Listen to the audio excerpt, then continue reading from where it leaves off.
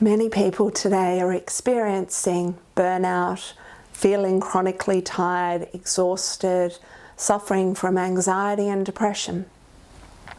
There's this sense of people constantly pushing in their lives, seeking gratification, seeking fulfilment on the outside, when what we truly long for, what we truly desire, is to know and feel and be aware of ourselves from the inside out. The missing piece in most of our puzzles is actually self. Through Tantra, there's a deep homecoming to self that's possible. There's a way of saying yes to self that actually frees up our energy. There's a way of saying yes that can have us release the mind chatter, the anxiety, the flatness, the depression, the burnout. Because when we say yes to ourselves, we start listening more deeply, we start feeling more deeply, and then energy and sensation can wake up from the inside. We were never designed to spend our whole lives living up here, but that is the kind of world that we've created today. There's so much mental stimulation.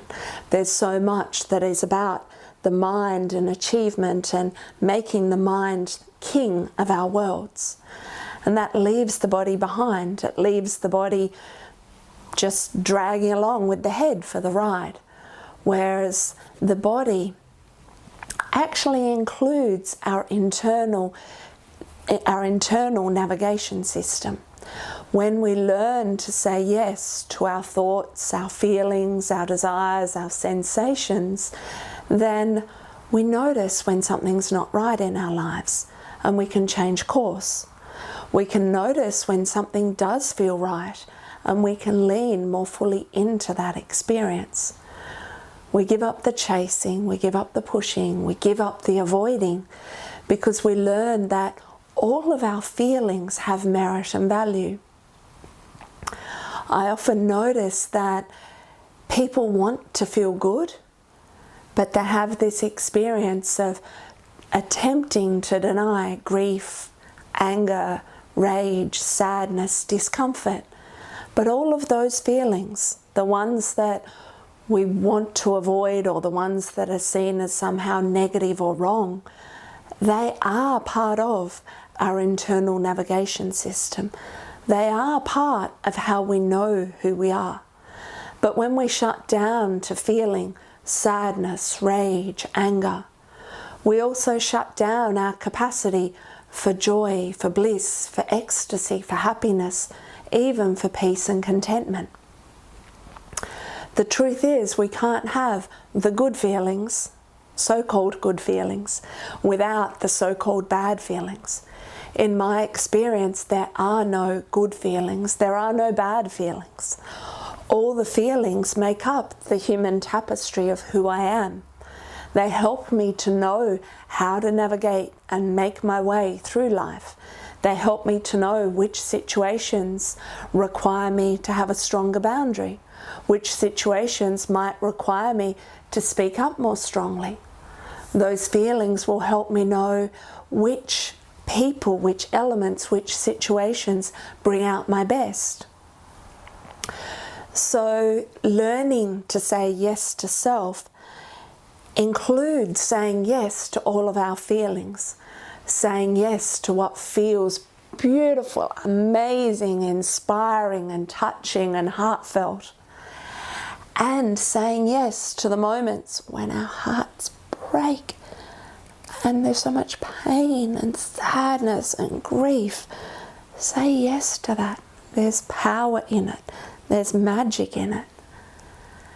And the times when you feel angry and upset and something is just not going your way, like, own that too.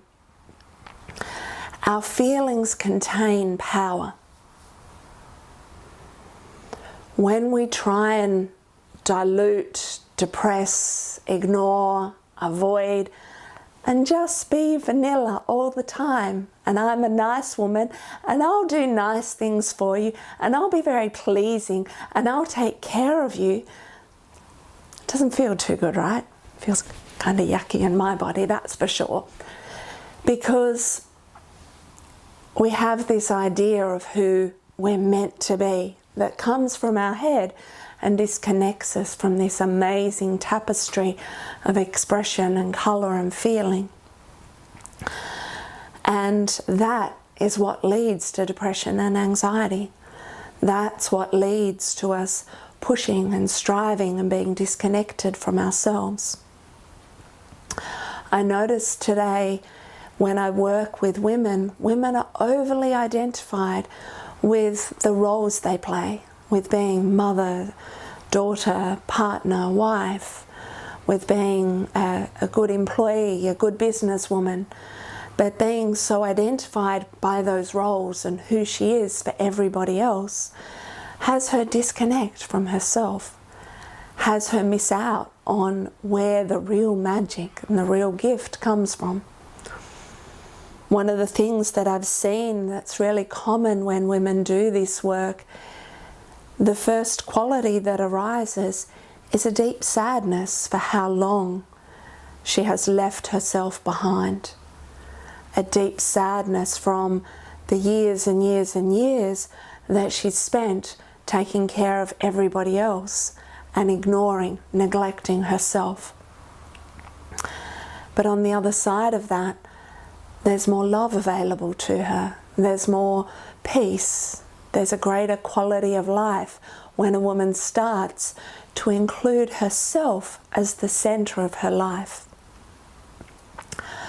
One of the things I see in men is this desire to get it right, to make their partners happy, to make their children happy, to make their employees happy, to be doing the right things for all these people that they care about. And that's part of what burns men out.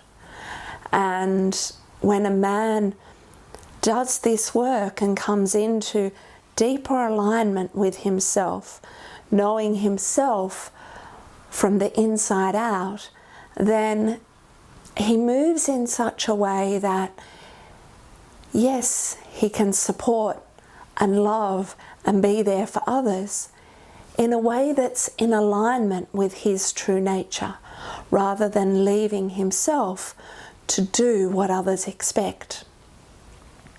This changes the quality of a man's life, the quality of his relationships. It also gives him a greater sense of his masculine energy. And I'll speak a little more about feminine and masculine energies soon. Anger is one of those topics that often when I bring it up, people are puzzled because there is so much stigma around anger.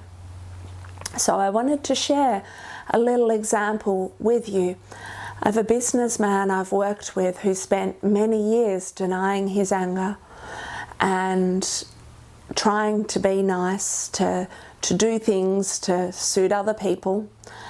And when he recognized in himself an experience from childhood, an experience where one of his parents was very angry, and in that moment as a child, he decided it was bad, he decided it was wrong to be angry, and that he would never be an angry person. So part of him went underground. But with that anger going underground, part of his sexual energy went underground. Part of his vitality for life went underground. His ability to connect deeply with people also went underground with that anger. So through this work, as he started to recognize that instance from childhood and to reclaim his anger, to reclaim his sense of healthy boundary, being able to say yes and no as appropriate in his life, from that place, more of his power came alive. People started to notice him more. He started to have a greater impact on others. He started to have a greater sense of his own agency in his life, being able to create a move and influence in the way he desires. So that's one example that of how anger can transform the way somebody shows up. And I'm not talking about dumping our anger on other people or going around yelling at people inappropriately, but there's a sense of healthy anger that is our own fire and passion. And when that's alive, we're more able to create life as we desire it to be, to know when to say yes and when to say no. The other example I wanted to share with you is of a woman who immersed herself into this work and had an incredibly soft, tender heart, but her heart had been hurt a number of times, and she'd put up many layers and walls of protection and armoring. She was afraid that if anybody got too close, then they would hurt that tender, sensitive heart again. However, with time, she began to see that her heart is hers to feel. To keep it locked up behind all that armor left her always feeling like something was missing. So as she let go of the armor, released the protection, and started to honor that sensitivity, started to honor that tenderness, she experienced a sweeter, deeper, more expansive experience of her own love. And in that process, she was more able to connect with people with a deeper quality of friendship, deeper quality of relationship, deeper quality of meeting, and also knowing that she could protect her heart as and when needed. But that's a very different experience to protect and say no as and when needed than to have the heart constantly trapped inside a cage. So what I would love for you to take away from these sharings I've just offered you is that it comes back to saying yes. It comes back to saying yes to who you are, to say yes to how you feel, to say yes to what frustrates you, so that maybe you can actually say no to it. Even acknowledging our frustration, like, oh, I feel really annoyed by that, can then lead to saying no to that situation. Saying yes to our joy. Because often we're frightened to be joyful. We're frightened to be too joyful, too bright, too shiny, in case others don't like us. But saying yes to your joy will give you the sweetness, the richness, the beauty, the flavors that you desire in your life. So begin by saying yes today. It all starts with relaxation.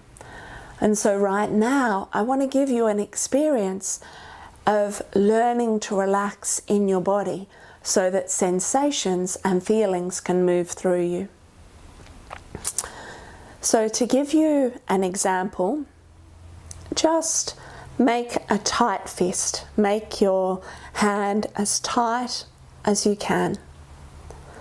And then with 2 fingers of your other hand, actually close your eyes in the process as well, but with 2 fingers of your other hand, stroke the back of the fist. And as you stroke the back of your fist, just noticing what sensations are there.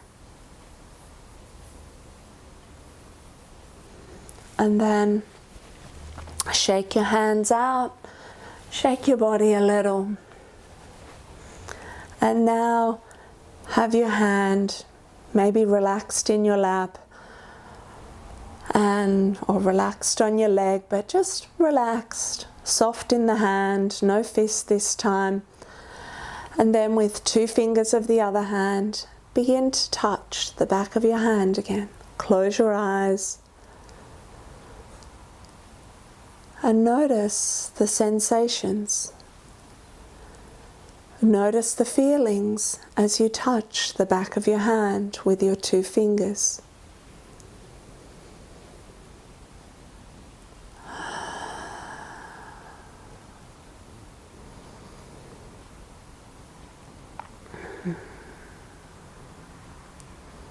And release.